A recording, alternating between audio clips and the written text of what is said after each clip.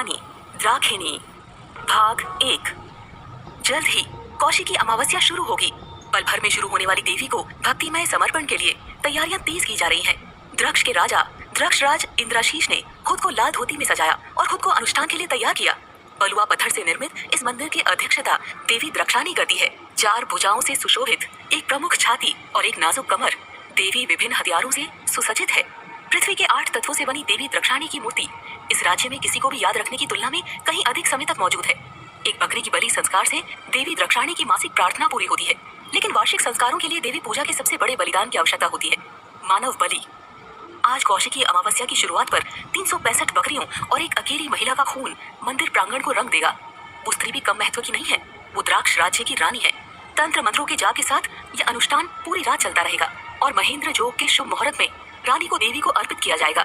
इस अवसर पर पूरा राज्य 7 दिनों तक खुशी मनाएगा। इन 7 दिनों तक राज्य के किसी भी रसोई घर में कोई तंदूर नहीं जलाया जाएगा। शाही महल में लोगों को 2 बार पर्याप्त भोजन उपलब्ध कराया जाएगा। देवी के अष्टमंगल के 7वें दिन राज्य पर शासन करने के लिए एक नई रानी का आगमन होगा। राजा राज चक्रवर्ती चंद्राशीष उस दिन एक अनछुई, सौम्य और नाजुक महिला से शादी करेंगे।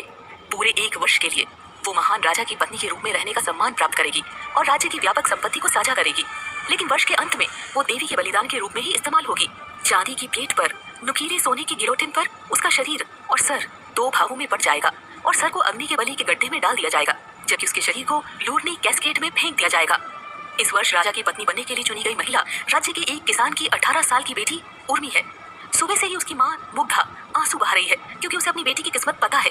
वो जानती है कि आने वाली अमावस्या की छाया के साथ उर्मी का जीवन भी अंधेरे रसातल में गिर जाएगा।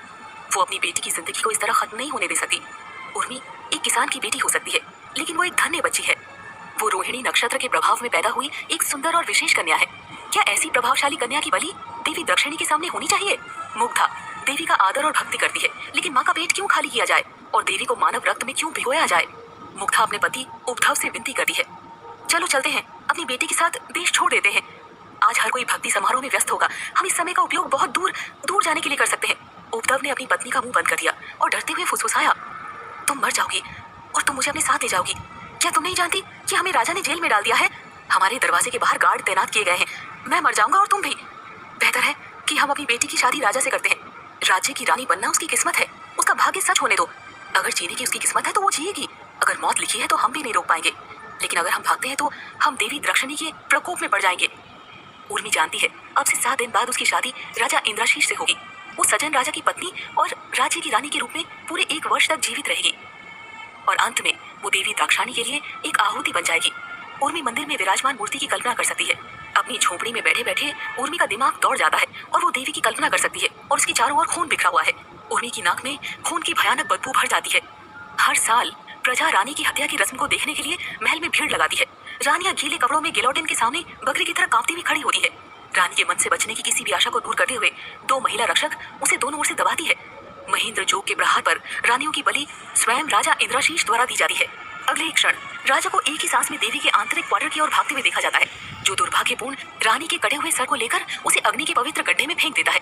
दूसरी ओर एक शैतानी आत्मा राज्य की प्रजा में फैल जाती है और एक दुष्ट उल्लास रानी के शरीर के साथ शुरू होता है। पुरुष पागल हो जाते हैं और अपने कंधों पर शरीर के साथ पागलों की तरह नृत्य करना शुरू कर देते हैं। पुरुष रानी के कटे हुए शरीर से टपकते खून का स्वाद चखते हैं। क्या वे भी इंसान है? उर्मी आश्चर्य करती है, यह अनुष्ठान वर्षों से किया जा रहा है। ये अमानवीय कर्मकांड किसने रचा? उर्मी नहीं जानती। हालांकि आश्चर्यजनक रूप से द्राक्ष कबीले साल दर साल आगे बढ़े हैं। इंद्राशीष की जैविक जन्म देने वाली माँ को शादी के ठीक बाद गर्भवती होने के लिए जाना जाता है और अपनी हत्या के 1 महीने पहले ही उस बच्चे को जन्म दिया। क्योंकि रानियां विवाह के 1 वर्ष बाद ही मर जाती है, बहुत कम रानियां ही एक बच्चा पैदा करने में सक्षम है। कभी कभी ऐसा हुआ है कि बलि देने के दौरान रानी गर्भवती थी। उर्मी एक किसान की बेटी है, उसने धार्मिक कानून नहीं सीखे। एक शब्द में वो अनपढ़ है, लेकिन वो एक बात नहीं समझती है, देवी अंततः एक माँ है। देवी द्रक्षिणी मातृत्व की प्रतीक है। वो एक महिला के बलिदान से कैसे संतुष्ट हो सकती है? क्या एक गर्भवती महिला को धार्मिक रूप से मारना संभव है? क्या राजा के दिल में कोई प्यार नहीं है? क्या राजा को ये एहसास नहीं है कि यह अनुष्ठान गलत है, अमानवीय है? क्या इस अनुष्ठान को समाप्त नहीं किया जाना चाहिए? आज की दुखी रानी के बारे में सोचकर उर्मी की आंखों में आंसू आ जाते हैं।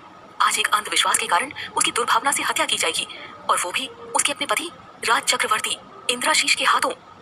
पिछले वर्ष देवी की अष्टमंगल पर राजकुमारी केशी को दूर गांधार भूमि से लाया गया था। वो खूबसूरत है और एक शाही परिवार से ताल्लुक रखती है। इसके बावजूद उसे आज ही मरना होगा। उसकी बर्बर मौत को देखने के लिए उसके पिता और भाई गांधार से पहुंचे हैं।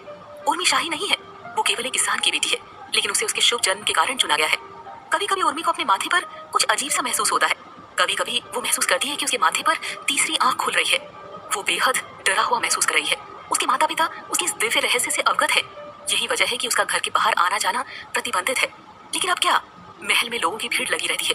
इतने सारे लोगों के सामने उर्मी अपनी तीसरी आंख कैसे छिपाएगी? उर्मी के कानों तक डमरू, ढोल और शंख की आवाजें हवा में तैरती हैं। 365 बकरियों की बलि अब तक पूरी हो चुकी है। अब देवी केशी की मृत्यु बाकी है।